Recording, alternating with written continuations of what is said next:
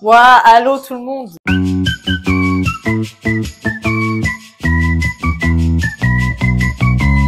Je suis un petit peu là, je suis dépassée par les événements là, parce qu'il y a trop de trucs en même temps. Donc je suis juste à peu près 150 de tension. Déjà Toulouse vient de gagner, donc écoutez, ça me ravit. Je suis au bord du gouffre, en fait, tout simplement, parce que le match a duré 1000 ans. Toute ma vie, j'étais là devant, je crois que j'ai transpiré 50 litres. Je suis encore en train de trembler. Écoutez, mais ça me ravit. Voilà, donc déjà ça me stresse de ouf. Et en plus, deuxième chose, j'ai balancé sur mon Insta perso que j'allais, ça y est, me mettre sur YouTube. Écoutez, vous savez les petits traumas là de quand t'es au collège et que tu te fais vicose parce que tu fais des vidéos sur YouTube. Là, c'est en train de me raviver des souvenirs sombres, une énergie sombre, comme dirait Nekfeu. Donc là, je suis un petit peu... Faut que je prenne mes esprits. Je pense que j'ai bu trop de café aussi. Enfin bref, là, je suis au summum du summum de je vais crever. Mais tu t'es mis toute seule dans la sauce, ma vieille. Bref, tout va bien, ça va bien se passer, tout va bien. Écoutez, aujourd'hui, j'ai encore des trucs à faire. C'est-à-dire faire les courses. J'ai l'impression que toute ma vie, de cette chaîne de vie, je fais les courses. Et puis, je voulais vous faire la petite vidéo quand même des pires et des meilleurs défilés parce que là, il est temps que je reprenne mon chapeau de Karl Lagerfeld et que je vous explique un petit peu ce qu'il en est, quoi. Aïe, jugez pas, d'accord. Là, faut que je fasse un truc pour mes cheveux, là. J'ai plus le choix, là. J'ai des trucs à faire, moi, je suis occupée, en fait. Vous croyez quoi? Oh, non, mais quand je vous dis je tremble, je fais tout tomber. J'ai l'impression d'être en stress post-traumatique, là. J'arrive même plus à parler, j'ai les jambes qui tremblent. Ceux qui n'ont pas regardé le rugby, là. Déjà, vous étiez où? Vous faisiez quoi? Donc, j'allume mon petit truc. C'est pas de la grande cam, hein. Commencez pas à juger. Puis c'est beau, moi, je trouve. Aujourd'hui, je suis en faussement Vivienne Westwood. Vous savez d'où ça vient? De Renaissance. Ouais! Il y a un moment où, genre, je veux bien être sympa avec vous, mais à un moment, apprenez un peu. Parce que là, il va bien falloir que je reprenne ma vie en main. À un moment, c'est bon, le rugby s'est passé. Non, mais je vous jure, je vais y revenir encore. Et encore. Mais il y a des fois où je suis au bord du précipice. Et là, je voyais la falaise. Bon, bref. Moi, j'ai failli mourir. Là, aujourd'hui, je vous le dis, je suis passée à 2 doigts de la mort. Hein. J'ai vu ma vie défiler. C'est pas chaud. Je crois que je vais me refaire un café. Il y a un moment, faut arrêter de déconner, faut reprendre les bonnes habitudes. Franchement, c'est pas facile, hein. On a notre grand âge, là, de prendre YouTube. En fait, moi, je veux juste rigoler. Et ça me fait marrer. Et occuper mon temps. Parce que je pense qu'on est un peu tous dans cette période où notre taf, voilà. La routine.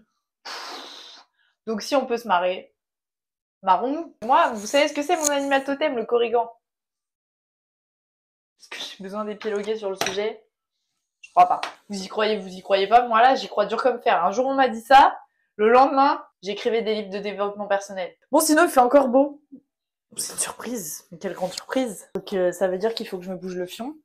Puis alors, mes cheveux, je peux vous dire, depuis que je suis au Canada, les meufs là, au lieu de prendre des trucs luxéol, je sais pas quoi là, allez dans des pays froids, je peux vous dire que vos cheveux ils vont pousser de 20 cm en 15 jours. J'ai jamais vu ça. Je comprends pas. Ah, voilà. Ça y est, je commence à faire de la merde. Sinon, vous, la vie, ça va? Ce côté est fait. Mon sac est fait. Mon sac est fait! Et puis en plus, je m'arrache les cheveux, alors comme ça, on est bon. Je vais décéder. Mon âme, ma vie je vais passer l'arme à gauche là. Il y a quand même beaucoup de meufs tu sais, qui font des trucs, genre avec leurs cheveux, qui se les bouclent, qui font des machins, qui font des... Moi, j'ai pas la patience. Oh, franchement, c'est une organisation, hein. Les cheveux. Je suis pas Jacques Dessange, hein. Bon, ouais, sinon, vous, la vie, ça va? Tout va bien? Vous kiffez? Est-ce qu'il pleut en France? Je suis tellement contente pour vous. Ah, là, vous étiez bien là en train de vous moquer, là, quand il faisait des -20, -30, là. Maintenant, appréciez. Ça s'appelle le retour du karma. Vous voyez, deuxième allusion à l'astrologie et tout genre de trucs mystiques, là. Ça, c'est vous, c'est votre problème. Vous et votre conscience. Attendez-vous à un été pluvieux. Non pas que je vous porte l'œil, mais à un moment donné, il faut remettre l'église au milieu du village. Moi, il y a un moment, je vous dis, hein, c'est là, voilà, l'arrêt, là, déjà, ça me gave. Vous avez pas vu, vous, la préparation hier, là, quand il a fallu que je me fasse une queue de cheval. Je sais pas comment vous faites pour pas partir en dépression, les meufs, quand vous faites ça. Parce que moi, vraiment, des grands coups de brosse, j'ai donné. À un moment donné, ça me gave. T'es là, tu tires ta queue de cheval, il y a 3 cheveux qui sortent, ils se permettent de prendre la parole, personne les a sonnés, tu vois. Et franchement, il y a beaucoup de choses qui peuvent me tendre très vite, mais alors ça... Faisons la liste des choses qui peuvent me tendre très vite. Bah voilà, ça par exemple. Écoutez, et je vais vraiment foutre ma gueule comme ça sur YouTube. Non mais il y a un moment, je pense que j'ai laissé mon estime de soi là-bas, là. Alors la liste des choses qui m'énervent. Première chose, les gens qui traversent sans regarder sur leur téléphone et le feu est rouge. Ça là, moi je vous jure, je vous cours après. Écoute-moi bien, mon frérot, le feu était rouge. Ça m'énerve. Deuxième chose qui m'énerve, en rapport avec la circulation. Les gens qui klaxonnent. À quel moment vous avez décidé de prendre la parole en public? Franchement, t'as pas le bâton de la parole, mon frérot. Klaxonne pas comme ça, là, au milieu de la rue, pour que tout le monde te regarde. T'es une pique-nique. C'est tout. Pour rien. Pour rien. Oui, quand il y a danger imminent, bon, on peut en discuter. Quand il y a danger imminent, je peux le comprendre. Quand il n'y a pas danger, juste parce que ça te casse les couilles d'attendre 2 secondes, mon frérot, la porte, elle est là-bas. Autre chose qui m'énerve, quand j'ai plus de batterie dans mes AirPods. Ça peut me rendre furieuse. Je ne prends jamais les transports sans écouteurs. Alors, peut-être restant de traumatisme de France, où au moins les écouteurs te bloquent de la populace, genre. Mais je ne prends jamais, je suis capable je l'ai fait, d'acheter un chargeur tous les 4 matins pour recharger mes AirPods à l'instant parce que j'ai pas de batterie. Écoutez-moi bien, je l'ai déjà fait. Et il y a 2-3 témoins parmi vous là. Donc, ça c'est un truc, ça m'énerve. Mais vraiment, ça m'énerve. Troisième chose, l'eau pas fraîche. Quand j'ai grand soif, écoutez-moi bien, j'ai grand soif là, je vous dis j'ai grand soif, il n'y a pas d'eau fraîche. Où on me sert un verre d'eau du robinet entre à moitié tiédasse là. L'eau du robinet, je juge fort. Au moins une eau fraîche. Je te demande pas un petit citron Perrier là, mais une eau fraîche, au moins un truc, un glaçon ou quelque chose. L'eau tiédasse, je vous jure que ça me met dans un état. Je suis pas bien après. Voilà, on a fini la liste. C'était bien. Vous, c'est quoi votre liste? Donc voilà, ça fait partie des choses qui m'énervent. En plus de, je fais une queue de cheval plaquée et les cheveux ne veulent pas se plaquer. Je n'étais pas au courant, excusez-moi, que c'était des personnes entières, avec un avis, une parole, quelque chose, je savais pas. Pas laisser la parole à tout le monde, moi, je vous le dis. Notamment moi, peut-être. Je crois que c'est bon. Vous checkez. Je crois que c'est pas bon, mais ça va être bon. D'accord? J'ai pas envie de passer 1000 ans. C'est trop long pour moi, là. Déjà, ça commence à me monter au crâne, là. Ouais, ça sent le barbecue. Ça fait partie des images, par contre, bonheur, tu vois. Le petit barbecue l'été, là, tu te l'imagines bien, là, quand il fait moins 30 l'hiver. Et bah, quand il arrive, tu le kiffes, je peux te le dire. Puis après, t'oublies vite l'hiver. Ce qui est à peu près mon cas, je suis vraiment une meuf ingrate. Tu l'oublies vite l'hiver. Ça, c'est le propre de l'humain. L'hiver, moi, qu'est-ce que je fais? Qu'est-ce que je suis en train de foutre? Quand il faisait moins 30 et que t'étais en train d'empiler les couches de e-tech d'Uniqlo, là, bah, ça te sort vite du cerveau quand il fait 30 degrés. Et t'en arrives même à revenir à ton petit naturel français, là, à gueuler ah, c'est trop chaud. Je trouve qu'on est quand même assez ingrat. Il faut quand même se rappeler que 6 mois avant, même pas, on était en train de vivre dans nos grottes. Mais je vais arrêter de filmer et je vais surtout pas repenser à l'hiver. C'est moins bien. L'hiver, c'est derrière moi, je suis une autre personne. Putain, ça sent le barbecue. Vous croyez que je peux m'inviter chez des gens? Ça sent la saucisse, là. Je sais même pas pourquoi vous regardez cette vidéo. Il y a un moment... Aïe, aïe! Est-ce qu'on est sur un truc que je rajoute à ma liste de choses qui m'énervent? Les ongles qui se dédoublent. J'en ai marre. C'est trop long. C'est trop long. Ça me gave. À tout moment, j'arrête. Aïe! Ah, je me crame le front en plus. Je me rappelle, quand j'avais des grandes idées sur le monde et les meufs, je disais, mais ça sert à quoi d'avoir les cheveux aussi longs, juste pour les lisser quand tu les coiffes pas? Écoute-moi bien. J'ai testé le nœud Lady Gaga, là, au collège. J'ai testé la petite tresse au bord du front qui te donne l'air de la meuf de Secret Story, là. À un moment, c'était trop pour moi. Voilà. Trop donné de ma personne pour avoir l'air d'un chipmunk. Donc, on fait transformation rideau, c'est réglé, ça dégage, ça bouge plus. Là, s'il y en a des très jeunes, là, parmi nous, là. Vous qui n'avez pas connu cette période de nœud Lady Gaga, de trucs comme ça, là. C'était une sombre époque. Et vous avez bien de la chance de vivre avec TikTok qui vous dit de mettre de la crème solaire tous les jours quand vous avez 13 ans. Parce que nous, on n'en était pas là. Hein. La petite Hera avec la petite moustache Eleven Paris, là. Je suis bien contente de ne jamais avoir eu assez d'oseille pour m'acheter ce t-shirt-là parce que je peux vous dire qu'on aimerait bien oublier cette période.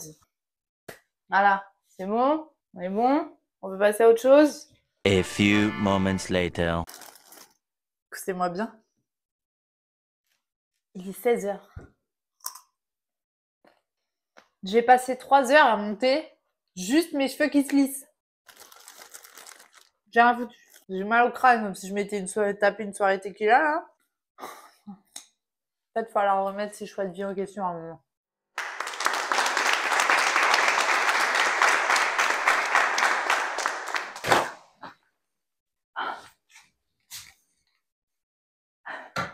« 100 balles plus tard, me voilà. 1h30 plus tard, me voilà. » Bon, vous l'aurez remarqué, on n'est pas le même jour. Je vais enfin vous parler des meilleurs et des pires défilés. Écoutez, c'est le moment, c'est l'heure, asseyez-vous. J'ai fait un petit montage. Bah écoutez, on va pouvoir discuter tous ensemble. Je vais faire mon petit exposé. Vous, votre travail, c'est de me dire ce que vous en pensez. On fait comme ça ou pas? J'ai décidé qu'on allait commencer avec les pires défilés. On garde le meilleur pour la fin. Il y en a pas beaucoup des pires. Je tiens juste à préciser quand même. Tout ça n'est que mon humble avis. J'ai pas fait d'école de mode, j'ai rien fait. C'est avec les défilés dont je me rappelle que j'ai regardé a posteriori que je peux vous faire cette vidéo-là, mais sinon, franchement, je suis pas Karl Lagerfeld, quoi. Je pense que vous l'aurez compris. Voilà, on y va, on commence. Alors, les pires défilés. Le premier, c'est Rick Owens. Celui-là, là. Ah, et les gens, Rick Owens, 2015. Automne-hiver 2015, on est sur une collection Je remets play. Bon, est-ce que j'ai besoin d'énumérer vraiment? Ça là, c'est les photos qui sont sorties du défilé. Alors Vogue a intitulé ça, c'est l'image de l'article qu'ils ont écrit suite à ce défilé, donc automne-hiver 2015. L'article était décrit comme « Pourquoi c'est le meilleur défilé de tous les temps ?» Bon, je vous disais tout à l'heure, les pires et les meilleurs défilés, même les pires que je vous ai mis là, je les trouve exceptionnels quand même. C'est quand même des défilés exceptionnels, tous autant qu'ils sont là. Je dis les pires parce que, quand même, les moins compréhensibles tout de suite. Au vu de l'image, on est un peu tous d'accord pour se dire qu'est-ce qui s'est passé dans sa tête. À moins que le mec fréquente certains endroits un peu insalubres le week-end, c'est un questionnement, voilà, artistique. Il me semble, si je dis pas de conneries, que les meufs qui sont dans des positions retournées, voilà, c'est des poupées, c'est pas vraiment des vraies meufs. Parce que quand même le défilé a duré longtemps, donc je me dis à un moment le cerveau ne s'irrigue plus, c'est une question de danger à un moment. Alors voilà, derrière on voit le petit montage, c'est quand même quelque chose. Hein. Voilà, donc là on est sur printemps-été 2016. Ça c'est un des premiers défilés dont je me souviens et c'est voilà. Donc là, bon je pense que parce que sur l'image on voit pas. Voilà, là on voit mieux là. Je m'épose sur cette image appréciée. Je vais voir d'abord parce que là j'ai tellement de choses à dire. Ce défilé. Expliquez-moi. Je suis d'accord. Il y a vraiment certains moments, je suis d'accord. Et il y a des moments dans la mode, je suis moins d'accord. Et là, parce que j'ai besoin de m'expliquer. Donc en fait, c'était un défilé. Effectivement, ça respire. Printemps-été, on laisse tout voler. Il y a un moment, là, il n'y a plus de contrôle sur rien. C'est compliqué de décrire ce genre de défilé. Alors moi, vraiment, je m'en souviens parce que ça a été vraiment un défilé qui m'a marqué dans son entièreté. Voilà, c'est le terme. Mais donc voilà, on voit la personne là qui arrive. Donc en fait, il y avait des trous pour vous expliquer un petit peu, parce que peut-être vous avez pas fait gaffe. Ce défilé, c'était du génie. Dans la mode, c'était soit t'as adoré, soit t'as détesté. Je peux dire mon avec le recul, je suis entre les deux. Ça, tu montes ça à mon daron qui connaît rien, il va te dire, franchement, les stylistes, vous êtes bien sympas, mais allez bosser, tu vois. Là, franchement, Moi, je dis, il y a une prise de risque, il y a quelque chose. Sur cette image, donc on voit Luke Skywalker avec un trou à un certain endroit pour respirer, voilà. Et c'était aussi pour, à mon avis, dédramatiser ce qu'on sexualise sans arrêt. Oh, bah, écoutez, grand bien lui fasse. Est-ce que la mode est faite pour les portables? Pas du tout. Alors là, franchement, écoutez-moi bien, c'est pas du tout fait pour ça. Je suis bien d'accord avec vous, c'est une œuvre d'art.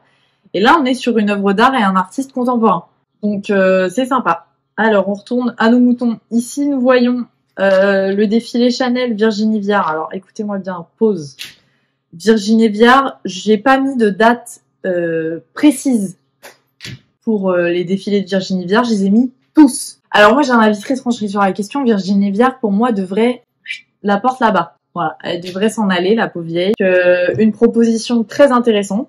Comme d'habitude avec du tweed. Après, bon, c'est Chanel, hein. Voilà. Donc là, j'ai mis des petites photos, là. Voilà. Alors ça, c'est du grand génie aussi. Virginie Viard, grande créatrice renommée qui a pris les rênes de Chanel à la suite de Karl Lagerfeld. Écoutez-moi bien, là. Moi, je revois ça, là. Ça, là. Moi, ça me donne envie de vomir. Il y a un moment, cette espèce d'imprimé papillon. Est-ce qu'on serait pas un retour de Desigual? Là, on est sur, donc, une chaîne Chanel. Bon. Et alors ça là, ça pour moi là. Alors écoutez-moi bien. Le petit legging là. Le petit legging semi-brillant en espèce de polyester élastane là que t'as envie de brûler, qui va foutre le feu à un pays entier. Et puis alors bon, franchement. Est-ce que c'est une silhouette qui va vous marquer à vie? Je crois pas. Rick Owens au moins ça m'a marqué. Je précise quand même que là, on est sur un défilé prêt à porter, pas un défilé haute couture Chanel. Donc, c'est un peu différent. Depuis l'arrivée de Virginie Viard, je suis déçue. Je suis déçue. Alors que je vais vous montrer d'autres défilés Chanel quand c'était l'époque de Lagerfeld, même quand elle a pris... Voilà, non, attendez. Là, on est sur la collection croisière, prête à porter toujours, hein. 2019 de Chanel.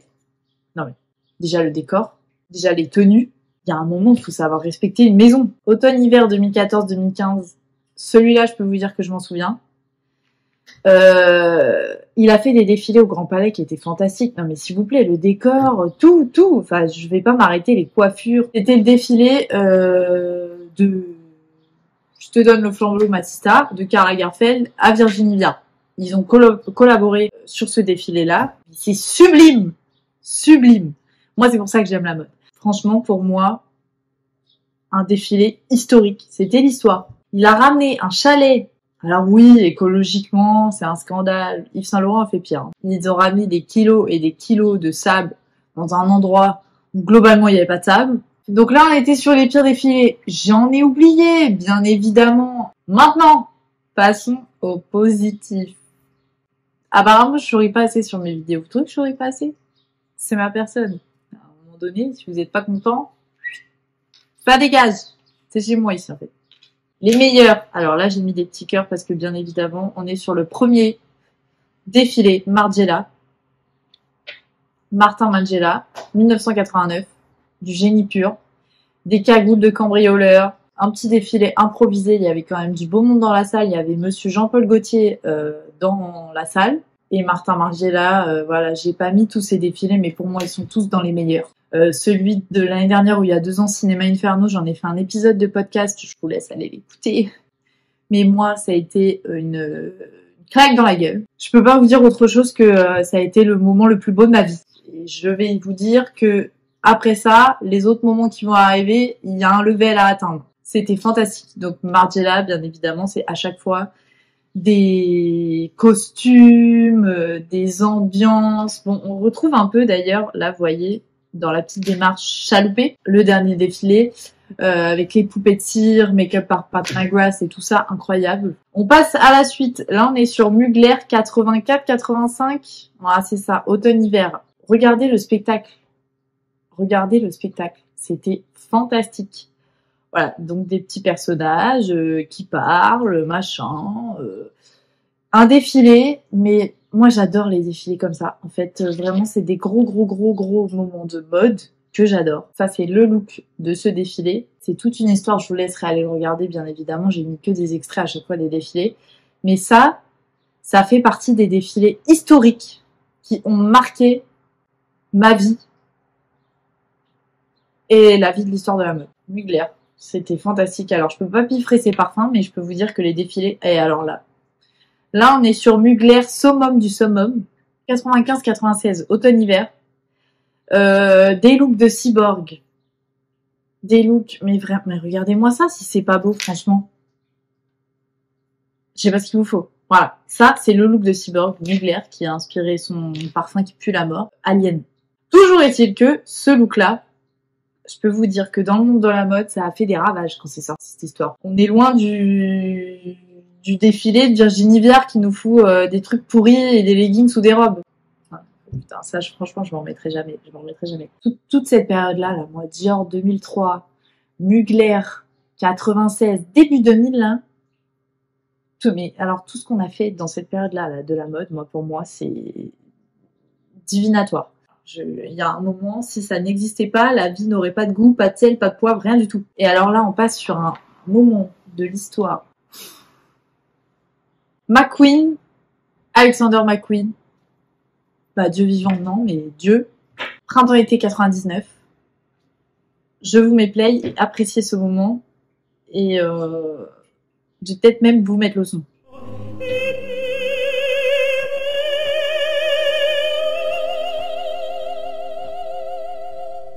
Parce qu'il faut l'apprécier avec le son.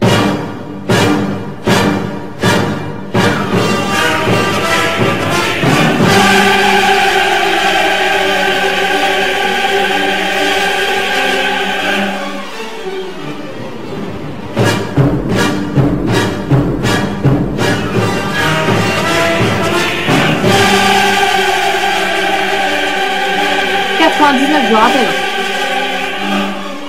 Vous voyez les petits robots qui tournent et tout là? De toute façon, la danse des robots sur les stocks.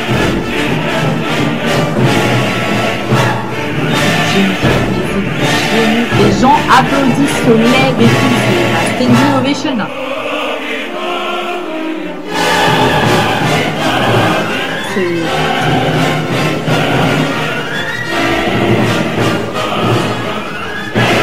Je ne peux pas couper ce moment. Je suis obligée de vous laisser en longueur parce que appréciez-le.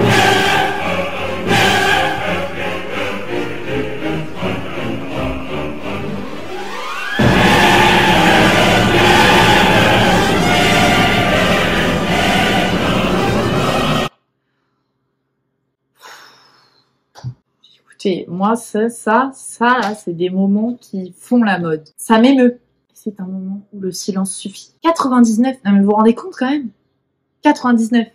Les robots, la peinture, la démarche, la robe, le zoom. Tout. La destruction, la robe est bien blanche immaculée, on vient foutre du noir, du fluo. Qu'est-ce que c'est ça? Nouvelle époque? C'est un moment de l'histoire que je n'oublierai jamais. Et alors là, je me rappelle de ce moment, je m'éplaye. En 2023, quand Coperni a peinturluré la Bella Hadid en lui faisant une robe sur mesure, c'est bien évidemment, à mon avis, à mon humble avis, une petite référence à McQueen 99. Mais bon, alors sur le moment, tout le monde criait au génie. Je peux vous dire que avant ça, il y en a eu 2-3. La matière de la robe, elle existait depuis belle lurette. Bon, ça a été un moment de mode en 2023. Oui, d'accord. Mais ça existait. On n'a pas réinventé l'histoire non plus avec ça. Hein. Alors là, on est sur un autre des meilleurs défilés. McQueen 2001.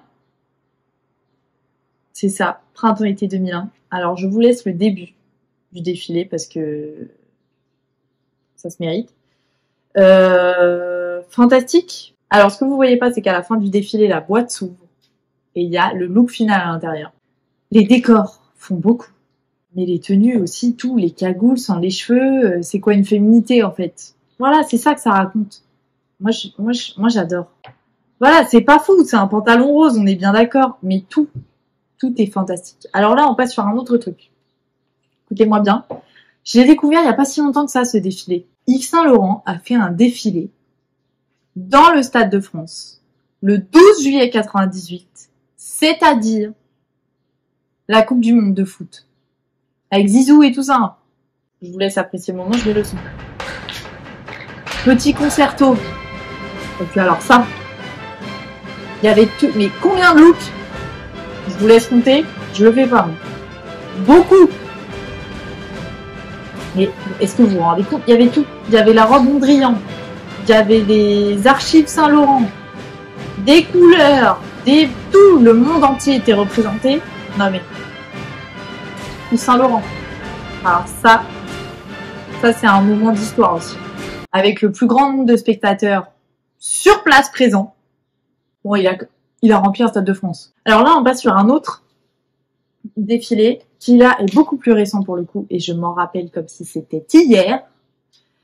Défilé du grand créateur Pier Paolo Piccioli qui a depuis quitté la maison Valentino à mon grand désespoir parce que pour moi c'est un génie vivant ce mec, qui a fait le défilé qui s'appelle The Beginning. Il a fait donc ce défilé à Rome, un nombre incalculable de silhouettes. Et puis alors je vous mets play, mais s'il vous plaît appréciez la longueur du podium, la longueur du podium. Donc moi je me rappelle très très bien parce que je l'avais regardé en direct, une question d'organisation fantastique, les couleurs, mais tout ça là vous vous rendez pas compte tout ce que ça a inspiré derrière après. C'était fantastique. Ce moment où elles sont toutes mises sur les marches, et je vous mets la musique. Moi j'ai pleuré. J'ai pleuré, je repleurerai plus parce que c'est bon, j'ai assez donné mes larmes pour Pier Paolo Piccioli là. J'ai pleuré de beauté et ça là j'ai pleuré. Moment historique. Historique. C'est pas arrivé beaucoup hein. J'enlève le son. Il a fait défiler les petites mains des ateliers. Toutes. Avec lui, derrière lui. Ils ont défilé sur le podium. Non mais, la première main d'atelier qui lui tient la main. Tout Karl Lagerfeld l'avait fait un peu, je crois. Mais sinon, globalement, c'est un défilé, bravo, bravo. Le DA, il salue la tête et il se casse. Là, il a ramené tout le monde. Faut rendre à César ce qui appartient à César, c'est-à-dire Piccioli.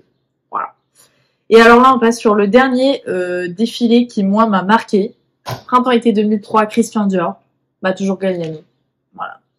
Depuis Dior, ça me marque moins. Là, il y a une direction artistique qui est fantastique. Je pense que maintenant, si on le faisait, alors ça gueulerait. Hein. Je peux vous dire que ça gueulerait. C'est si beau. Regardez l'image. Fantastique. Des poupées. J'adore. J'adore tout. Et puis Galliano. Enfin, j'ai dit. Alors ce mec, barjo quand même. Hein. Alors on est bien d'accord que la plupart du temps, les directeurs artistiques, ils sont tous un peu barjots. Mais alors le Galliano, lui, il est arrivé à un summum. J'arrive bien à séparer l'homme de l'artiste. Ça dépend des fois, pas tout le temps. Faut être un peu honnête. On arrête de regarder des trucs où on s'intéresse pas parce que le mec nous fait chier. Bon bah Galliano, c'est le cas. Tu l'écoutes parler, il est insupportable le mec. Complètement coquet, il est foutu dans la vie. Enfin, il était foutu de toute façon. Il a passé l'arme à gauche, le beau vieux. Voilà, écoutez, je pense qu'on a fait le tour. Je sais pas si ça vous a plu, j'espère que oui. Mais franchement, apprécié. Je vous ai mis mon petit condensé à moi. Il y en a d'autres. Retenez Margiela. Retenez Galliano pour Dior. Retenez McQueen, 99, Thierry Mugler. Je devrais faire un petit hôtel, vous savez, chez moi, des petites bougies, hop, hop, hop. Petite photo des 4, là. Les Totally Spice, comme ça, et je prie. Voilà! À plus!